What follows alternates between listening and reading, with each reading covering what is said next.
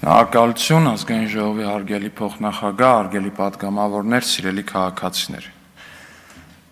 Այսօր հակակոռուպցիոն կոմիտեն տարածեց հաղորդագրություն եւ ձայնագրություն այն մասին, թե ինչպես են ձեզ հայտնի ուժերը, մասնավորապես Քոչարյան Ռոբերտի դուստր ձեռնարկությունը Մայր Հայաստան անունով, Գյումրիում փորձում զբաղվել իրենց ավանդական գործով։ Այն է մարդավաճառությամբ ու կամ մարդագնությամբ, երբ որ մարդու ձայնը,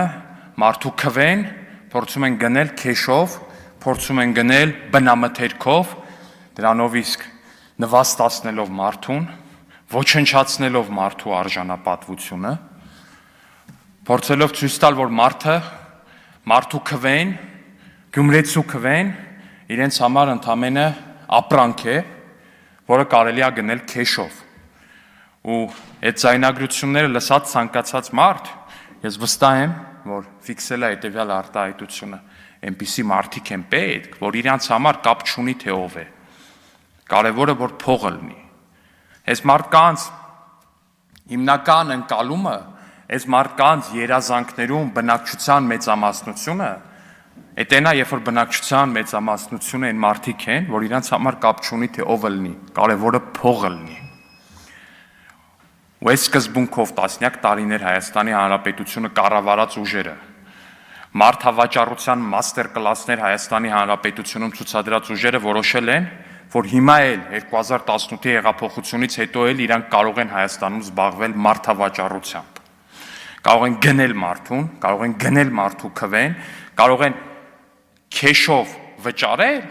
գնելով օբլիգացիա, որը հետագայում պետքա թանկով հետ բերեն կոռուպցիայով, պետքա թանկով հետ բերեն ատկատներով, պետքա թանկով հետ բերեն երեխաների այդ քաղաքի, այդ երկրի երեխաների ապագան ծախելով։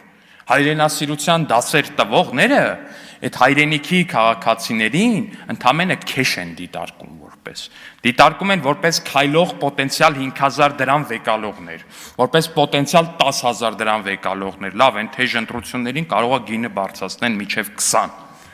Բայց իմացածն է, որ այս սրիկաները տեղ չունեն Հայաստանի Հանրապետությունում։ Հայաստանի Հանրապետության քաղաքացուն քայլող 5000 դրամանոց տեսնողները Հայաստանի Հանրապետությունում տեղ չունեն, Հայաստանի Հանրապետությունում անելիք չունեն։ 5000 դրամով տարիներ շարունակ Հայաստանի Հանրապետության քաղաքացիների քվեն գնել եք։ Ինչ է կարել դրանից հետո։ Ինչ է շահել այդ 5000 դրամը վերցրած քաղաքացին։ 5000 դրամ, ոչինչ ավելի։ Ինչ եք շահել դուք։ Մեկը Տանզանիայում բուկմեկերական ընկերություններ, չգիտեմ, Հայաստանում անշարժ գույքի մի այնպիսի պարկ, որ չգիտեմ էլ ինչա, Գյումրու բոլոր անօթևանները, դոմիկներում ապրողները այդ անշարժ գույքերում հանգիստ լենուբոլ կապրեին, այ այդքան հարստություն։ Այն մեկը ինչա շահել։